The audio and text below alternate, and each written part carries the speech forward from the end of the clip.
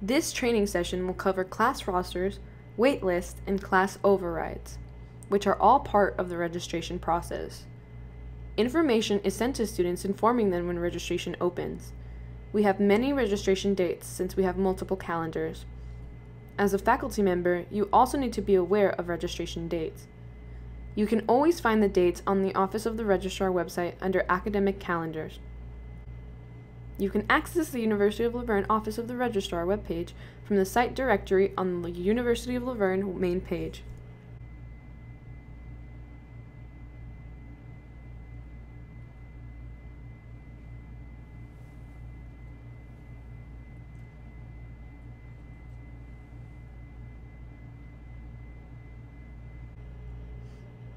Open the different calendars. The university has a 16-week semester and 10-week terms. Students cannot cross-enroll. Now let's go back to the My LaVerne Faculty Services cabinet. I am now going to skip down to the Select Detailed Class List. Again, you are going to need to select the term you want to view. I will again use Spring 2014. This page will give you detailed information about the class you selected. The detailed class list will give you the most information about your class and the students enrolled. You can scroll down to see information about the course, how many students are enrolled, the order they enrolled, and the names of each student along with some background information. If this is too much information, you can go back to the Faculty Services menu to select Summary Class List. This gives you a summarized list of students enrolled in your class. The registration status must say registered or web registered in order for the student to attend class. Be sure to frequently check the list to ensure all students sitting in your class have a valid registration.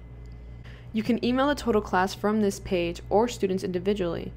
If you look at the bottom of the page, you will also see links that are most commonly used as a shortcut instead of going back to the menu. Let's proceed to talk about waitlists. Waitlist is an option for students to place their name on a list for a specified class that has already closed due to capacity. Not all classes will have this option. Department chairs determine which classes should have a waitlist. Only classes that have been designated as having a waitlist have the waitlist option available. If a class does not have the waitlist designated, a student can only gain entrance to the closed class by obtaining the instructor's written permission to add the class. Once this has been obtained, they will need to present the form to the Office of the Registrar or the Regional Campus Center to enroll in the class. If a student is listed on a wait list and a space becomes available, a notification will be sent to the student to enroll in the class. The student will have 24 hours to enroll in the class. If a student does not meet the deadline, their name is removed from the list and the next student is notified. Faculty cannot enroll students into the class. These can only be done by students. Students have the first 7 class days to enroll into their classes. Beginning the 8th day, students will need to appeal, and if approved, pay an additional fee. Faculty must make the decision to allow a student to enter their class by the same deadline. Now let's go back to the Faculty Services menu to select the Detailed Waitlist link. This will take you again to the Select CRN screen for CRN selection. Again, this page will frequently pop up over and over again. Select the CRN of the class you wish to view the waiting list for. I am going to select Business 242. Submit your selection and you will come up with detailed information in regards to students who have been placed on the waitlist for your selected class. If you want to see this information in a summary, you can go back to the menu to select Summary Waitlist. This will bring up a summary of all students who have been placed on the waitlist for this class. We will now move to Overrides. Overrides will allow a faculty member to make an exception to allow a student entrance into a class. For example, a student has not met the lower division prerequisite to take an upper division class. If a prerequisite override is entered, a student will be allowed to enroll into the class without the prerequisite. On this slide, you will see a list of codes a faculty member can enter to grant a student an exception to gain entrance into the class. Let's go back to the Faculty Service menu to select the Registration Overrides link. If you want to approve an exception to allow a student to enroll in your class, this is where you will enter the override code. You can only enter an override for those courses you are listed as the primary instructor.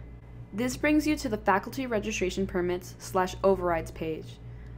As you can see, there is not a name of a student to enter the override for.